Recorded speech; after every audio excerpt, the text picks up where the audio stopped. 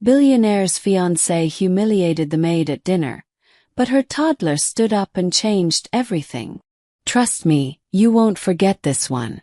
A 3-year-old girl stood up in the middle of a billionaire's dinner table, in front of everyone, and said something that made the whole room go silent. Her mother was just the maid. Nobody important. Nobody who was supposed to speak, let alone be seen. But that little girl didn't care about any of that. She watched a grown woman humiliate her mom in front of strangers, and something inside her just broke. What she said next wasn't planned. It wasn't rehearsed. And it was about to change 3 lives forever. Hey friend, welcome back. If you're new here, this is the place for real, raw, emotional stories about everyday people and the moments that change everything. Drop your flag in the comments and let me know where in the world you're watching from tonight. This story is going to surprise you, and I promise the ending is not what you think. She wasn't supposed to be seen, only useful. Maria Delgado was 27 years old, and most days, that was about all she had time to think about. Being useful. Up before the sun. Coffee brewed at exactly 6:15. Lunches packed. A toddler's tiny shoes tied with hands still half asleep. She lived in a small 2-bedroom apartment on the edge of Columbus, Ohio. The kind of place where the heater rattled in winter, and the upstairs neighbor's footsteps were the only lullaby her daughter ever needed. Her daughter's name was Lily. 3 years old, with a mess of dark curls and eyes that seemed to take in far more of the world than a toddler should. Lily didn't talk much yet, not in long sentences anyway, but she watched everything. She noticed when her mom's hands shook from exhaustion. She noticed when the refrigerator hummed too loud because there wasn't much in it. She noticed, more than anything, the way her mother's face changed the moment she put on her uniform. A soft, practiced calm like armor. Maria worked as a live-in housekeeper and part-time nanny for the Whitfield family, one of the wealthiest names in the city. Daniel Whitfield was 35, a real estate and tech investor who'd built his fortune by the time most people were still paying off student loans. He owned a glass and steel mansion on the hill overlooking the river, the kind of house that had its own zip code in people's imaginations. Maria had worked there for almost 2 years, ever since Daniel's mother, a sharp but kind woman named Eleanor, had hired her personally after Maria's own mother passed away and left her with nothing but bills and a baby girl to raise alone. Eleanor used to say Maria had an old soul wrapped in young shoulders. She trusted her with the house, with the schedule, with little errands that required discretion. And when Daniel's father had a stroke and Eleanor moved upstate to care for him, it was Maria who kept the house running, who made sure Daniel, buried under deals and meetings, still ate dinner, still had clean shirts, still remembered his late mother's birthday on the calendar. Daniel barely noticed her. Not in any meaningful way. He was polite, distant, the way busy, successful men often are with the people who make their lives function. He said thank you when she left coffee on his desk. He said good night when he passed her in the hallway. That was the extent of it. Maria didn't mind. She wasn't there to be noticed. She was there to keep her daughter fed, clothed, and safe. And the Whitfield house, despite its cold marble floors and colder owner, had become the safest place she knew. What made the job bearable, more than bearable actually, was Lily. Daniel had a guest cottage behind the main house where Maria and Lily lived rent-free, a small kindness Eleanor had insisted on. And somehow, in the quiet hours of early morning or late at night, Lily had become a familiar little shadow around the property. She knew which hallway echoed best for her singing. She knew the koi pond out back held 7 fish, not 6, no matter what the gardener said. She'd wave at Daniel through the kitchen window sometimes, and on rare occasions, he'd wave back, a small, almost surprised smile crossing his face, like he'd forgotten children could be that unguarded. Things had been steady, even good, for almost 2 years. Then Vanessa came. Vanessa Hale was 29, beautiful in the kind of curated way that took hours and stylists to achieve. And she'd been dating Daniel for 8 months before the engagement was announced in a local society column with a photo of a ring that cost more than Maria would earn in a decade. Vanessa came from money too, old money, the kind that taught her early that some people existed to serve and some people existed to be served, and there was no confusion about which category she belonged to. From the very first week, something about Maria unsettled her. Maybe it was the way Daniel's voice softened slightly when he spoke to her. Maybe it was the way the household staff deferred to Maria's judgment on small things. What wine to serve, which flowers Eleanor preferred, how Daniel liked his eggs. Maybe it was simply that Maria didn't shrink the way Vanessa expected hired help to shrink. Vanessa started finding small ways to remind Maria of her place. A comment about her shoes being not quite presentable enough for the foyer. A note left on the counter correcting how she'd folded the napkins, even when they'd been folded exactly the way Eleanor always wanted them. Little things. Things Maria absorbed quietly, the way she absorbed most unfairness in her life. Not because she didn't feel it, but because she had a daughter watching, and a roof that depended on her composure. What Maria didn't know yet, what nobody knew yet, was that Vanessa had been pushing Daniel for months to modernize the household before the wedding. New staff. A management company instead of live-in help. People who understood boundaries, she said. People who knew they were the help. Daniel had brushed it off each time. He liked things the way they were. He liked the quiet competence of his home running itself. He hadn't thought much harder about it than that. But Vanessa was patient. And she was planning something. A formal engagement dinner 2 weeks out, with Daniel's closest business partners and her own influential family in attendance. A night meant to cement her place as the future Mrs. Whitfield in front of everyone who mattered. She had no idea that night would also be the night a 3-year-old girl would teach an entire room what dignity actually looked like. Maria didn't know it yet either. She just knew that lately the air in the house had changed. Vanessa's smile had gotten sharper. Daniel had gotten quieter. And little Lily, who noticed everything, had started watching Vanessa the way she watched thunderclouds rolling in, with quiet, careful suspicion, waiting to see what kind of storm was coming. Some storms give you warning. This one came with perfume and a guest list.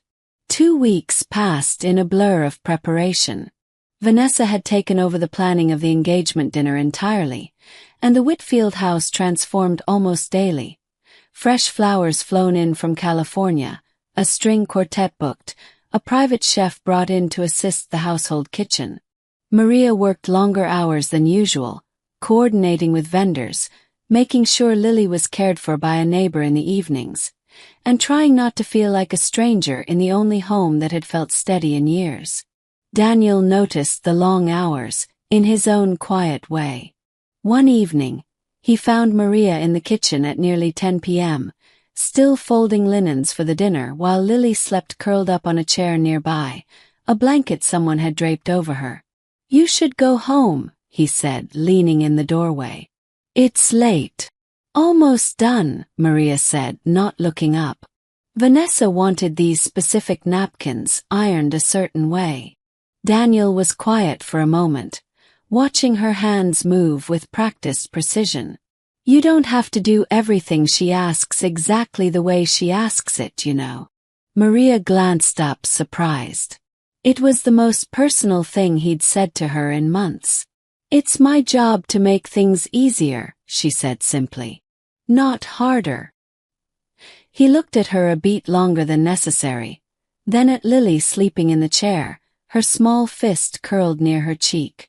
Something in his expression softened, the same look he used to get watching his late mother garden, a kind of quiet, unspoken gratitude he didn't know how to voice. "She's a good kid," he said finally. "Quiet, but she misses nothing. Caught her correcting the gardener about the koi fish last week. She was right, by the way." Maria laughed, a real laugh, tired but warm. She counts them every day. Doesn't trust anyone else's math. For a moment, standing in that kitchen, something almost like ease passed between them. Two people who'd built an unspoken rhythm over 2 years of small kindnesses and quiet competence. It didn't mean anything more than that. But it was real. Vanessa walked in 3 minutes later and felt it immediately. The way you feel a draft from a door left open somewhere in the house. She said nothing, only smiled thinly and reminded Daniel that her parents were arriving Thursday and the guest rooms needed to be absolutely perfect. After Daniel left, Vanessa lingered in the kitchen doorway, her eyes settling on Lily, still asleep in the chair. "She's here a lot," Vanessa said. "Not a question. She lives here in the cottage. Mrs. Whitfield, Daniel's mother, arranged it," Maria said carefully. Vanessa's gaze didn't soften. "Well, things will be different once we're married. A house like this needs a certain structure. Children underfoot, staff treating the place like a daycare. It's not the image we want to project."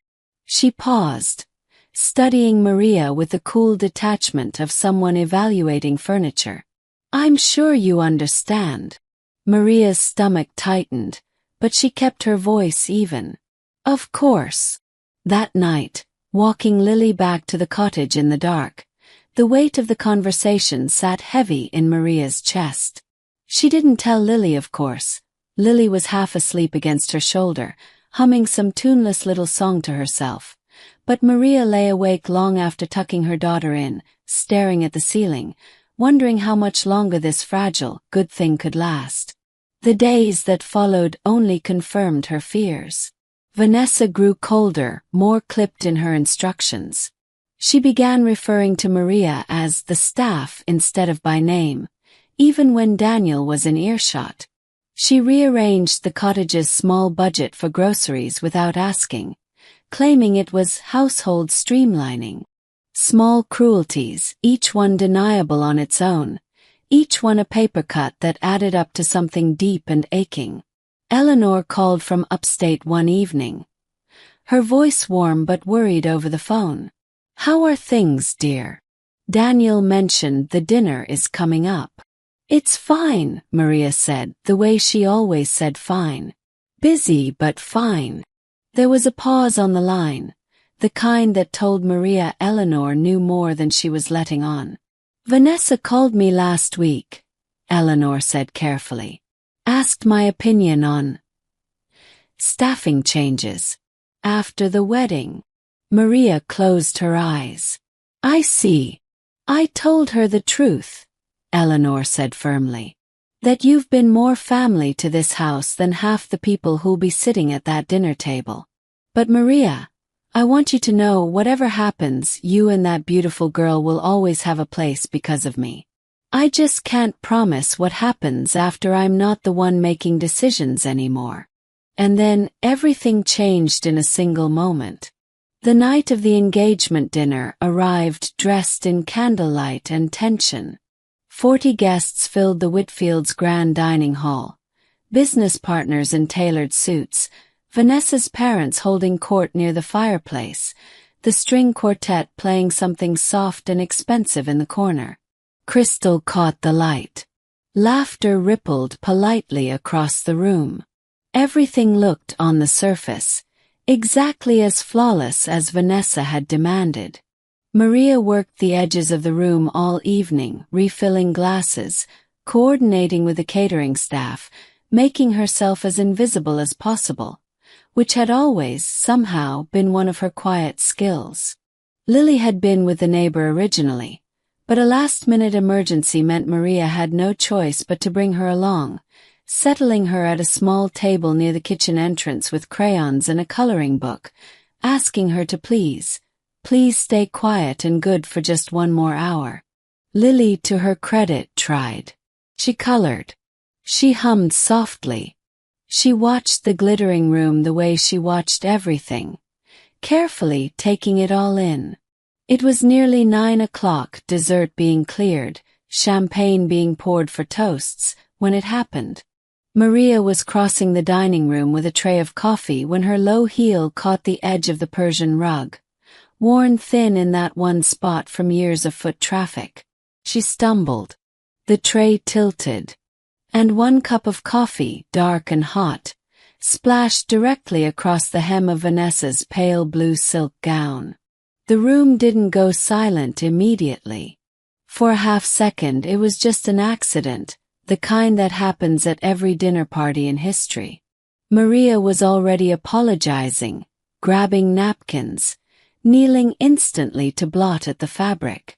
I'm so sorry, let me. But Vanessa stood up so fast her chair scraped loudly against the floor, and that sound was what silenced the room. Are you serious? Vanessa's voice cracked across the dining hall, sharp and humiliated and furious. This dress is from Milan. Do you have any idea what this cost? Do you have any idea what tonight means? Her face had gone red, mascara-rimmed eyes wide with rage and embarrassment in front of her parents, in front of Daniel's partners, in front of everyone who mattered to her. I'll have it cleaned, I'll pay for. Maria started, still kneeling, voice shaking now. You'll pay for it. Vanessa laughed, a brittle, cutting sound. With what? Your tip jar. She looked around at the stunned guests, as if inviting them to laugh along, and a few uncomfortable chuckles did rise from somewhere near the back. This is exactly what I mean, Daniel, she snapped, turning toward her fiancé. This is exactly the kind of chaos I've been talking about. We can't keep running this house like it's some kind of charity for the help and there. Her eyes flicked, sharp and deliberate, toward the small table by the kitchen, their kids underfoot, ruining everything. Daniel had risen from his seat, his jaw tight, clearly trying to find the right words to de-escalate without humiliating his fiancée in front of her own parents. Vanessa, it was an accident, let's just... An accident. Vanessa's voice climbed higher, years of quiet resentment finally spilling out in front of the worst possible audience. She's been an accident waiting to happen since the day I walked into this house. Always hovering, always in the way, acting like she belongs here. She's the maid, Daniel. Not family. Maybe it's time everyone in this room remembered that. The words landed like a slap, and for a moment, Maria simply knelt there on the floor, coffee-stained napkin in her trembling hand, 40 pairs of eyes on her. Her cheeks burning with a humiliation so total it felt like drowning. She wanted to disappear into the marble floor. She thought of every cruel thing she'd swallowed quietly for 2 years, every napkin folded just right, every late night, every sacrifice. All of it reduced, in front of a room full of strangers, to the word maid spat out like an insult.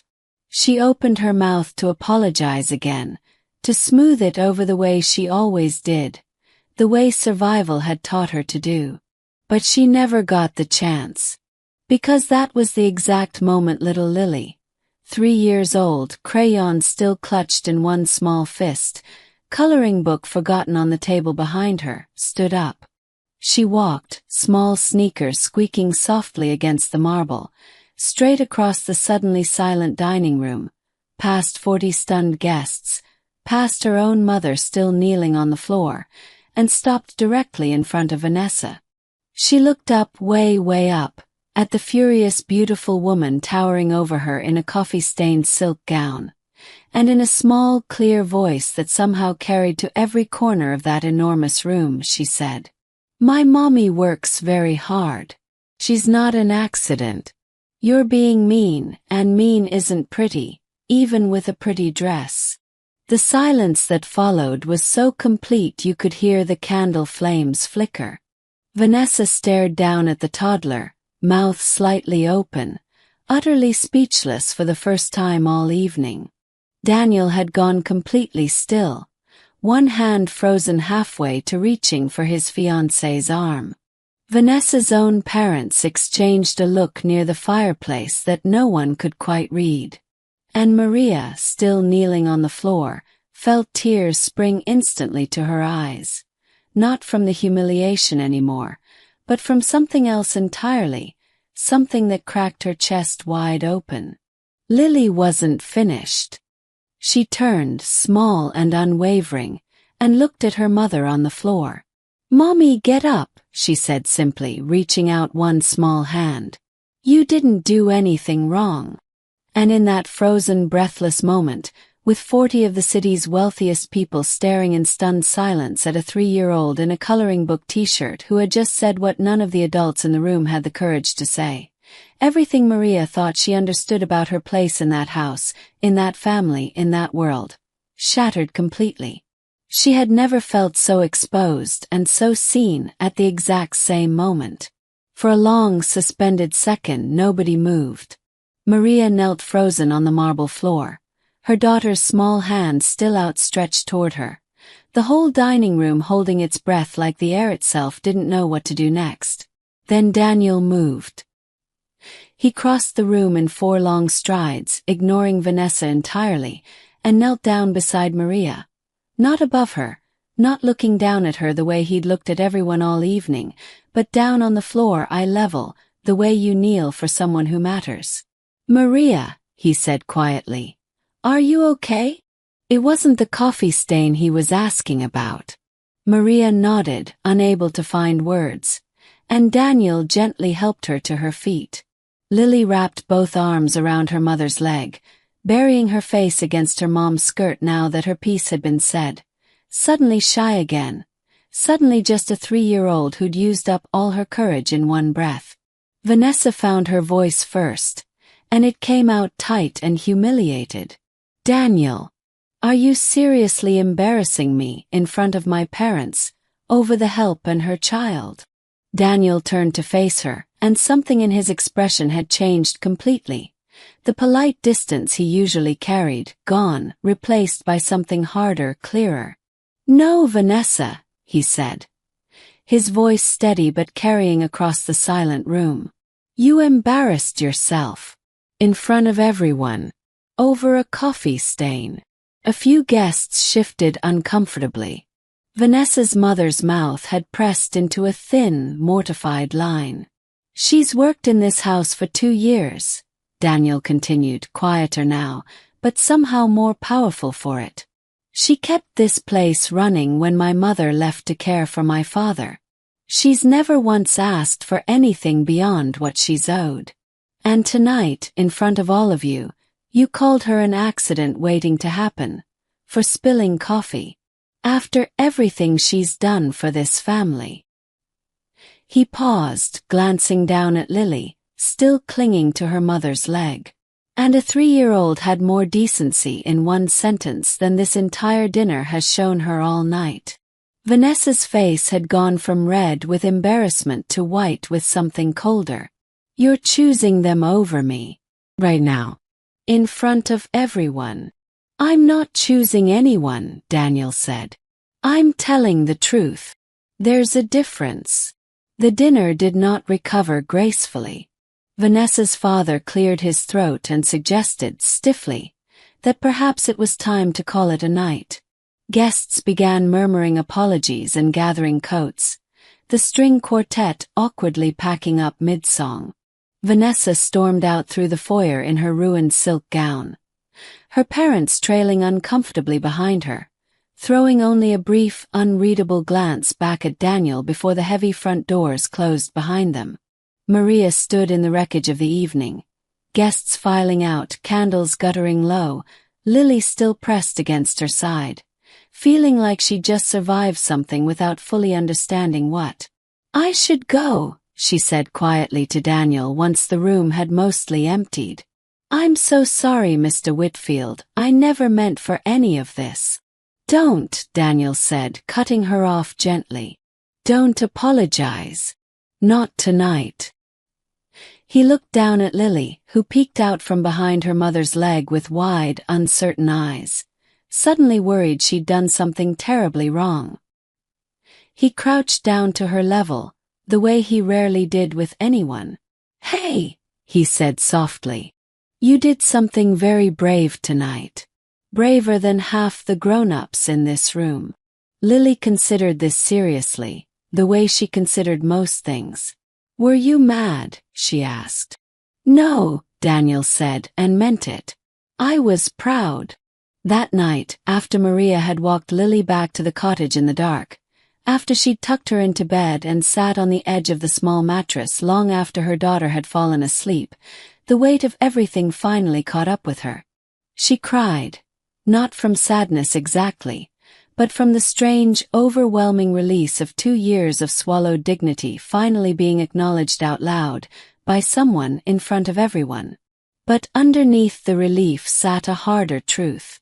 Vanessa was gone, but the engagement, the wedding, the life Daniel had been building, all of it had just publicly imploded, and Maria couldn't shake the fear that somehow in the cleanup, she and Lily would be the ones who paid the price.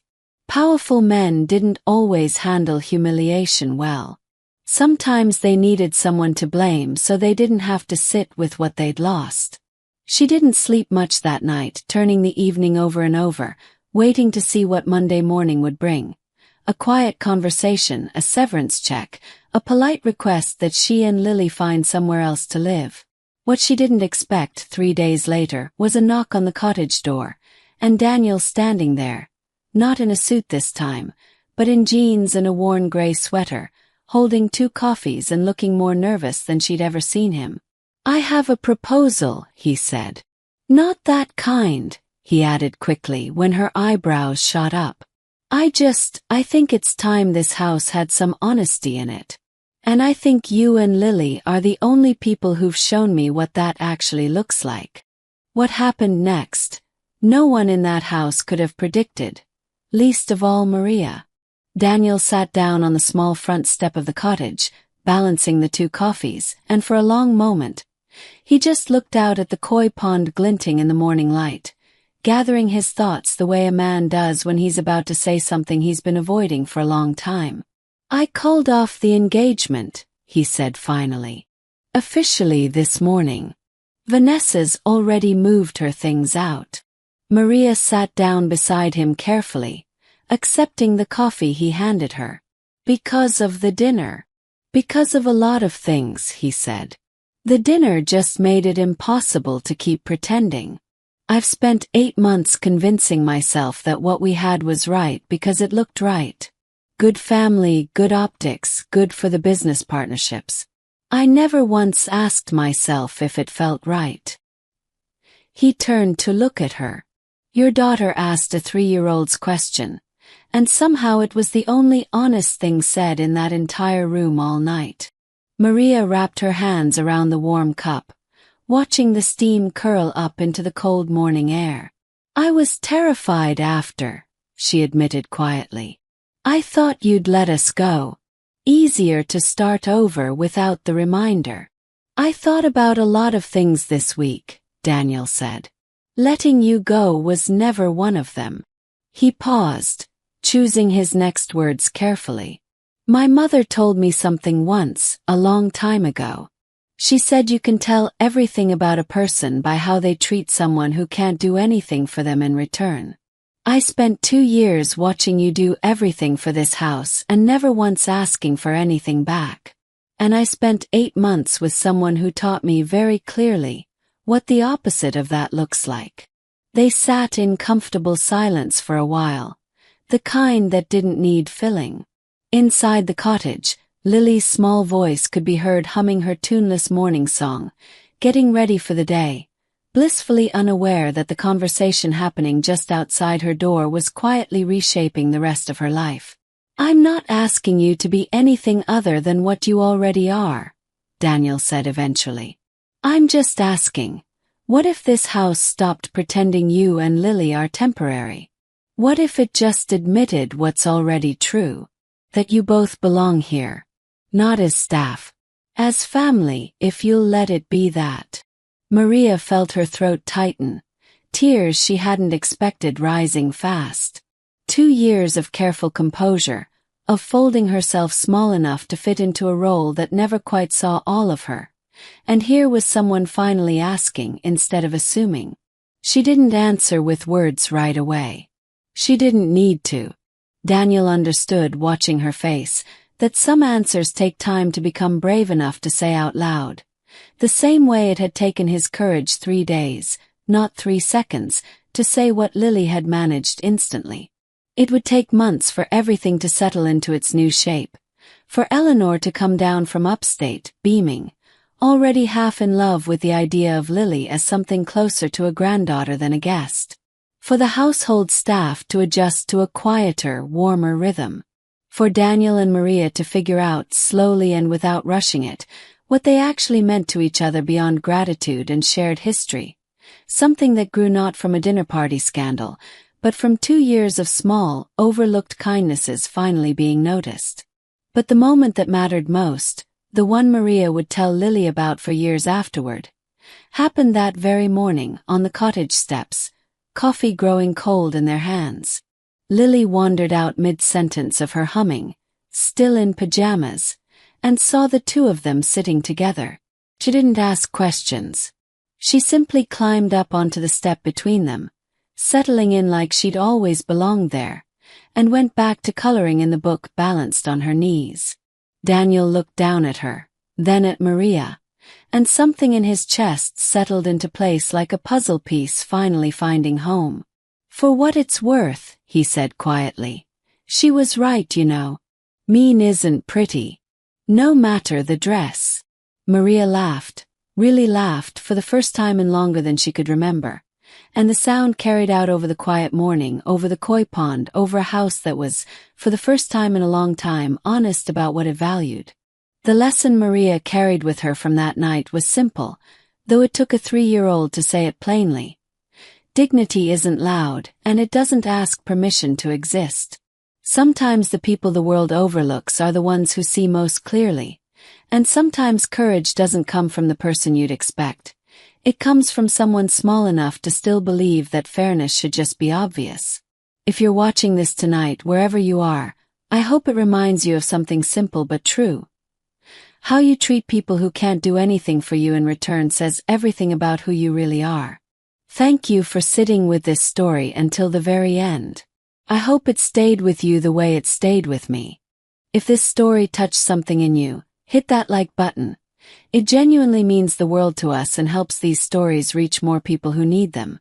Subscribe if you want more real, emotional stories like this one every single week.